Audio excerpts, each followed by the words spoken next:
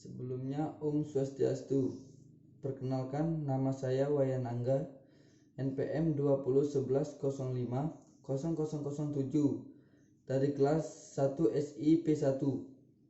Di sini saya akan menyampaikan sedikit dan wacana yang bertemakan bahagia itu sederhana. Setiap orang pasti menginginkan hal tersebut, apa itu bahagia dan bagaimana rasanya bahagia. Namun, ucap kali kebanyakan dari kita jauh dari kata-kata tersebut. Terkadang mudah terucap namun tak senada dengan apa yang sedang kita rasakan. Kita dengan segala kesibukan dan aktivitas terkadang lupa bagaimana caranya untuk bahagia. Lalu pertanyaan mendasar kita adalah mengapa kita harus bahagia dan apa yang dapat kita lakukan sehingga kita bisa bahagia. Selama ini kita sering membaca di halaman dinding Facebook, Instagram, dan media sosial lainnya milik teman dan atau sahabat kita yang terlintas lewat.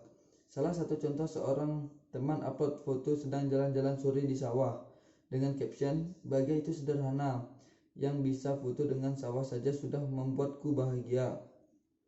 Kembali lagi ke pertanyaan awal tadi, mengapa kita harus bahagia? Ya, karena bahagia adalah tujuan. Jika kita sadar dengan apa yang kita miliki saat ini, kekayaan, rupa, kemewahan, gelar, jabatan, dan lain sebagainya, kita berpikir sudah mencapai tujuan kita, yaitu bahagia. Ternyata tidak. Namun, jika kita renungkan dengan penuh kesadaran, maka semua itu hanyalah sebuah alat bantu yang kita gunakan untuk mencapai tujuan. Begitu juga halnya dengan kelahiran kita ke dunia ini, merupakan sebuah media untuk kita gunakan dalam mencapai tujuan hidup, yaitu kebahagiaan lahir dan batin.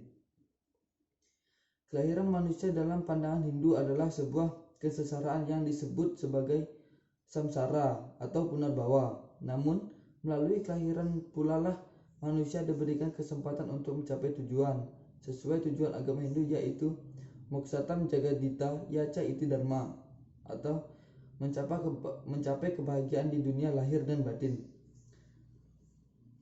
Pertanyaan kedua yaitu, apa yang dapat kita lakukan sehingga kita bahagia?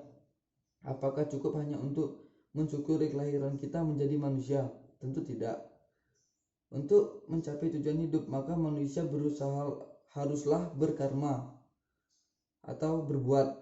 Salah satu kemampuan yang dimiliki oleh manusia yaitu tidak dimiliki makhluk lain adalah pikiran idep. Pikiran sebagai salah satu kelebihan dan juga sekaligus titik kelemahan pada manusia ketika ia tidak mampu mengendalikan pikirannya. Mengendalikan diri dan pengekangan terhadap pikiran menjadi sangat penting. Hal ini dapat dilatih melalui tapa, yoga, dan samadhi.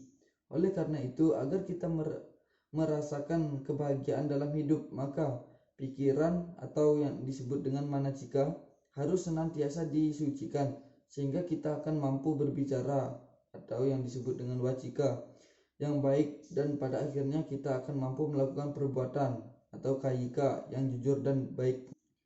Dengan demikian, untuk meningkatkan kualitas kehidupan kita di bumi ini, maka dinyatakan dalam Bhagavad Gita 8 Adhyaya 8 agar setiap saat merenungkan 6 hal yang disebut Sat Anudarsanam. 6 kelemahan itu kalau tidak direnungkan dapat menimbulkan penderitaan. Yang pertama ada janma, artinya lahir ke bumi ini. Lahir ke bumi hendaknya dipahami dengan kesempatan untuk memperbaiki diri lahir dan batin. Kelahiran ke bumi seyogianya dipahami dengan baik melalui perenungan berdasarkan pertunjukan kitab suci dan ilmu pengetahuan. Dengan perenungan itu akan diperoleh wawasan hidup yang baik dan benar. Yang kedua ada mertiu, artinya siapa saja yang pernah lahir cepat atau lambat pasti akan mati. Kapan kita mati itu yang mengetahui hanya Ida Sang Hyang Widi Wasa atau Tuhan Yang Maha Kuasa. Karena mati itu sudah pasti. Renungkanlah sejak awal agar mati kita menurut ukuran umum mati secara wajar. Dalam ajaran Hindu ada yang disebut mati benar, mati salah, pati, dan mati ulah pati. Yang ketiga ada jara, artinya umur tua, menjalani hidup tua dengan usia lanjut bukanlah baru kita renungkan saat kita sudah tua. Menghadapi usia lanjut hendaknya direnungkan sedini mungkin Perenungan itu dimasukkan agar persiapan untuk menghadapi hari tua, baik mental maupun fisik, dilakukan dengan sebaik-baiknya. Kehidupan ini pada generasi muda, karena itu kalau sudah tua janganlah berebut berbagai peran kehidupan pada generasi tua. Yang keempat ada wiyadi, artinya sakit. Keadaan sakit itu tidak pernah diharapkan oleh siapa saja, tetapi sakit itu pernah saja singgah pada diri siapa saja. Yang kelima ada duka, artinya sedih atau derita. Dinamika hidup di bumi ini memang suka dan duka. Karena itu konsep hidup bahagia dalam Sastra Suci Hindu mengatasi suka dan duka. Begawan Gita 11 adhyaya 15 menyatakan bahwa sama duka sukam diram, artinya seimbang dan tangguhlah menghadapi suka dan duka. Dalam sloka tersebut dinyatakan, barang siapa yang seimbang dan tangguh menghadapi suka dan duka, ia akan mendapatkan hidup yang bahagia sampai mencapai surga. Yang keenam ada dosa. Kata dosa berasal dari kata dus, artinya melemahkan atau merusak. Ini artinya, dalam hidup ini ada perilaku manusia yang melemahkan bahkan sampai merusak, ada yang menguatkan. Manusia hendaknya senantiasa memikirkan dalam-dalam agar jangan berbuat untuk melemahkan dirinya dengan berbuat dosa yang menjauhkan hidup ini pada hidup bahagia, apalagi surga.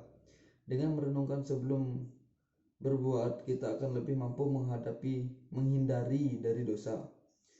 Dengan demikian, semoga melalui perenungan 6 permasalahan dalam hidup ini, kita akan lebih siap dalam menghadapi segala cobaan dalam kehidupan kita, sehingga apapun itu cobaannya, sehingga semoga kebahagiaan hidup akan selalu menghampiri diri kita sendiri.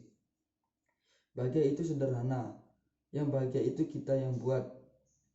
Bahagia itu kita yang ciptakan. Bersyukur atas apa yang kita peroleh dalam. Demikian dharma wacana yang dapat saya sampaikan. Kurang lebihnya saya mohon maaf. Kepada Ida Sang Yang Widi saya mohon ampun. Saya akhiri. Om Santi Santi Santi Om.